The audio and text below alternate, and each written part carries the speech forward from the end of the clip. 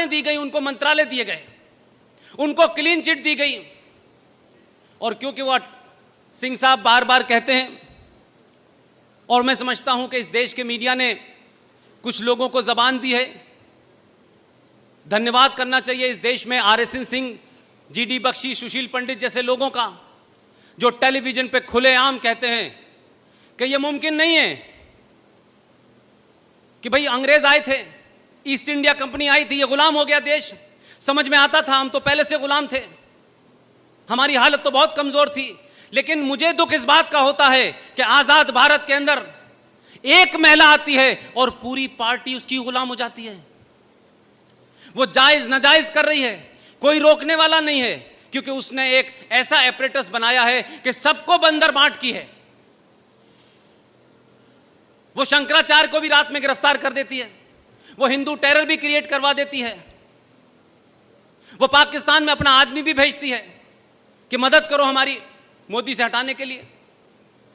तो क्या वजह है हम उस औरत के बारे में, उस महिला के बारे में हम कोई उसकी जाती शख्सियत पे नुक्ताचीनी नहीं कर रहे, हम उसकी जाती जिंदगी से हमको कोई लेना देना नहीं है। लेकिन क्या इस देश ने पूछा, ये वो देश है कि अगर एक घटना गाजियाबाद में हो जाती है तो पूरी पूरी सरकारों को कटघरे में खड़ा कर दिया जाता है, पूरा समाज अपोलोजिस्टिक हो जाता है, बैकफुट पे चला जाता है। लेकिन क्या आप किसी ने पूछा ये बात कि क्या ये कोइंसिडेंस है कि एक महिला इस देश में जब आती है तो कुछ दिनों बाद सास मार दी जाती है, देवर मार दिया जाता है, और तो और अपनी बेटी की शादी जिस शख्स से करती है, वो अच्छा भला बर्तन बना रहा था आपके पड़ोस में मुरादाबाद में, उसके खानदान में सब ठीक चल रहा था, उसके पिता की कमरे में लाश मिलती है, भाई होटल में मरा पाया जाता है, बहन एक्सीडेंट में मारी जाती है। क्या देश इसको नहीं पूछेगा कि ये कैसे मर रहे हैं भाई? नहीं पूछा किसी ने। उसी के दौर में आप सोचिए कि हिंदुस्तान के दो बड़े कद्दावर लीडर, उनकी पार्टी क्या है नहीं क्या है वो मेरा विषय नहीं है, वो देश के लोग थे, इस पार्टी में चले गए उस पार्टी में चले गए और आना जाना लगा रहता है। एक माधवराव सिंधिया का नया जहाज जिसमें देश के 5 पत्रकार बैठे हुए थे, उसमें हवा में क्या हुआ कि 5 लोग मारे गए, माधवराव सिंधिया की मौत हो गई। आप बताइए, मुझसे सारे लोग बड़े हैं, किसी अखबार में इस बात का सवाल उठा कि इसके ऊपर कमीशन बैठना चाहिए, जांच बैठनी चाहिए? यह सवाल ही नहीं उठा। उसी पार्टी का दूसरा कद्दावर नेता राजस्थान जाते में सड़क में मार दिया जाता है, भूतपूर्व गृह मंत्री होता है राजेश पायलट, इस पे सवाल नहीं उठता, इसके ऊपर कोई कमीशन नहीं बनता। लेकिन जस्टिस लोहिया की मौत कैसे हुई थी, उसमें एजेंडा था, उसके लिए पूरा देश चिंतित था। और अब तो पूरी दुनिया के सामने सबको पता चल गया। आप ही के बीच में से लोग उठे और उन्होंने कहा कि ये जो थ्योरी चल रही है, इस थ्योरी के अलावा भी एक थ्योरी है, उस थ्योरी को कनेक्ट किया और कनेक्ट करके एक किताब लिख दी। और एक हमारे दोस्त ने उस किताब के ऊपर एक फिल्म बना दी और वो फिल्म आप सबके सामने है।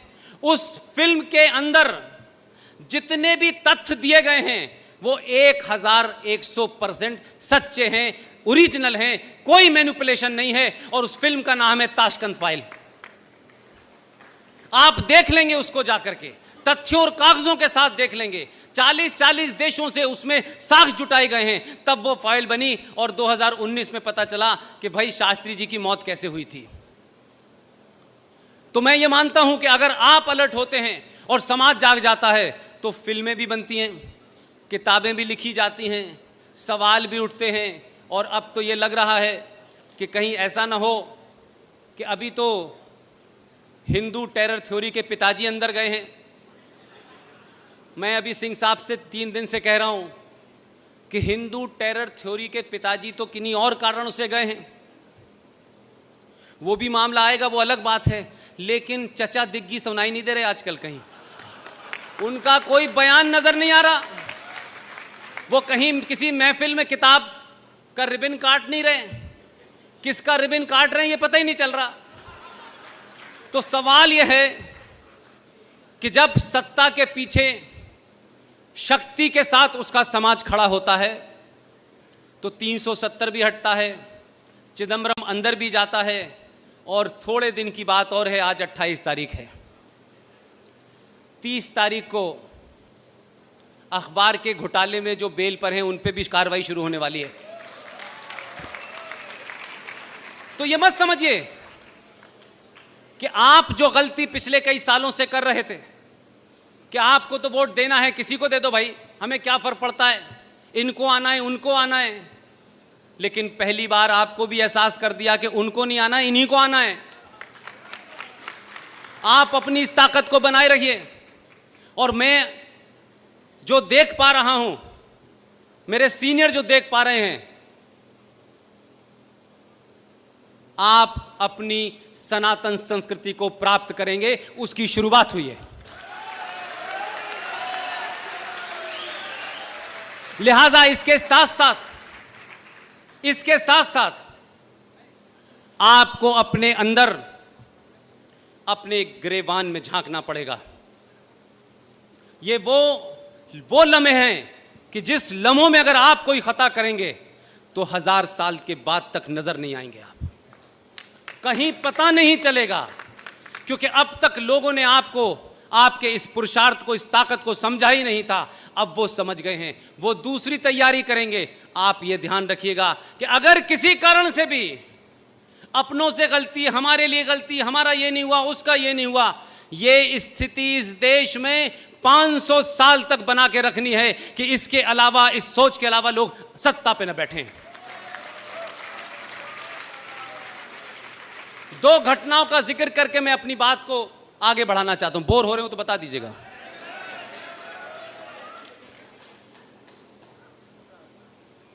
मैं अभी बॉम्बे गया, वहां एक निहायत पढ़ी लिखी और इसी उत्तर प्रदेश की बहू थी। वो, उन्होंने मुझे टेलीफोन किया कोई महीने 1.5 महीने पहले। तो जम्मू कश्मीर के सिलसिले से कुछ दलितों का भी एक सिलसिला है, वो पहले भी मैं आपके सामने बयान कर चुका हूं और वो इससे जुड़ा हुआ है। तो जब भी जाता था तो मैं उस घटना को बताता था और साथ साथ ये भी कहता था कि पूरी दुनिया में कोई किसी से कितनी भी नफरत कर ले, लेकिन वो नफरत, उस नफरत को संवैधानिक तौर पे जस्टिफाई अगर कहीं किया गया है तो वो है जम्मू कश्मीर। उन्होंने बहुत सारी चीजें सुनी। उन्होंने बॉम्बे में बहुत लोगों को बताया कि 1957 में जम्मू कश्मीर के अंदर 200 वाल्मीकि लोगों के साथ क्या हुआ। पढ़ी लिखी डॉक्टर हैं, बहुत पढ़ती हैं, संजीदा हैं। तो बड़ी मायूसी के साथ उन्होंने मुझसे कहा कि पुष्पेन जी, क्या मैं आपको भाई कह सकती हूं? मैंने कहा कहिए, इसमें किसने रोका है आपको भाई? बोली मैं आपको राखी बांधना चाहती हूं। मैंने कहा 15 अगस्त को मैं मुंबई में होऊंगा, आप मुझे वहीं राखी बांध दीजिएगा। जो बात उनसे मुझे करने के बाद पता चली, शक मुझे हल्का सा था, लेकिन क्योंकि वो ज्यादा किताबें उन्होंने पढ़ी, क्योंकि उनका वो एरिया है, उन्होंने कहा पुष्पेन जी, मेरी एक मुहिम चल रही है, मैं आपसे उसमें मदद चाहती हूं। मैंने कहा समाज के किसी भी ऐसा काम जिसमें समाज जुड़ जाए, आप रात के 2 बजे भी कहेंगी तब भी मैं हाजिर हो जाऊंगा। जो इंपॉर्टेंट बात है जो मैं आपके सामने कहना चाहता हूं, अगर किसी को दिल को चोट भी लगे तो मुझे माफ कर दीजिएगा, क्योंकि इसमें मेरा कोई हित नहीं है, मेरा कोई एजेंडा नहीं है। मैं उस समस्या से जूझ रहा हूं, उसकी निटी-गिटी को समझ रहा हूं। ये जो हमारे वाल्मीकि लोग हैं, जो दलित लोग हैं, ये सूअर क्यों पालते हैं? मैं चाहती हूं कि अब ये सूअर ना पालें। मैं उनकी बात को समझा नहीं। फंक्शन ख़त्म होने के बाद मैंने अपने कहा कि मेरे होटल में आ जाइए। उनके साथ में 3-4 और लोग भी थे। उन्होंने बड़े विस्तार के साथ मुझे ये बात समझाई और उस पूरी बात में मुझे लगा कि क्या इतने बड़े सैक्रिफाइस को, इतने बड़े एक ऐसे समय में जब आप खुद खतरे में हो, आपका समाज खतरे में हो, आप उससे समझौता करने की जगह आप उससे लड़ने की डिवाइस निकालते हैं। यह बहुत कम होता है। यह बात अलग है कि जो अब्दुल्ला हैं कश्मीर में, वो मुसलमान होने का दावा तो 300 बार बताते हैं, लेकिन इस बार उनकी हिस्ट्री निकाली मैंने और ये पूछा कि अब्दुल्ला साहब आप बताइए 1722 में आपके जो पूर्वज थे उनका नाम क्या था। अब उन्हें पता है, ये बात अलग है कि पब्लिकली नहीं बताते। ये अब्दुल्ला फ्रॉड, इसके पूर्वजों का नाम 1722 से अगर निकालें आप तो उनका नाम था राघो राम। अब जिन लोगों ने 2 रुपए किलो चावल और तलवार के जोर पे अपना धर्म बदल लिया, अपना नाम बदल लिया, वो किनको प्रताड़ना दे रहे थे, इस रेफरेंस में ये बात कहना चाहता हूं। तो पता ये चला कि ये जो दलित समाज है आखिर ये सुअरी क्यों पालता है। ये तो हिंदू लार्जर फैमिली का हिस्सा था, लेकिन क्योंकि उस दौर में, उस दौर की बात बता रहा हूं, उस दौर में इनकी महिलाएं बहुत खूबसूरत होती थीं और उसका जीता जाता प्रमाण यह है कि उन्होंने कहा कि उस वक्त यह रिवाज था कि जो भी बहू आएगी गांव में वो शुरू के 3 दिन तक शेख साहब के घर पे रहेगी और यह सिलसिला चलता रहा। उनसे होने वाली जो संतानें हैं उस दौर में, उन संतानों के बारे में आप महाराष्ट्र जाइए, डॉक्टर रेखा बंडवाल से मिलिए, आज भी वो संतानें शेख दलित के नाम से जानी जाती हैं। उस वक्त इन तमाम दलितों ने क्या किया, ये ताकतवर नहीं थे, लड़ने की क्षमता नहीं थी, समाज के बड़े वर्ग ने उनको अलग थलग कर दिया था। इन्होंने कहा कि हमारी बहू बेटी शेख साहब आपकी 3 दिन के लिए दुल्हन तो बनेगी, लेकिन क्या हमें यह इजाजत है, क्या हम ये आप इसकी हमें छूट दे सकते हैं कि जो हमारे कुल देवता हैं उसकी हम पूजा करने के बाद इसको हम आपके सुपुर्द कर देंगे। उन्होंने क्या किया कि पहले कुल देवी की पूजा की, उनकी कुल देवी थी, वहां जाके पूजा हुई और ये डिवाइस निकाली कि इस कुल देवी की पूजा में सुअर की बलि चढ़ेगी। तो सुअर की बलि दी गई।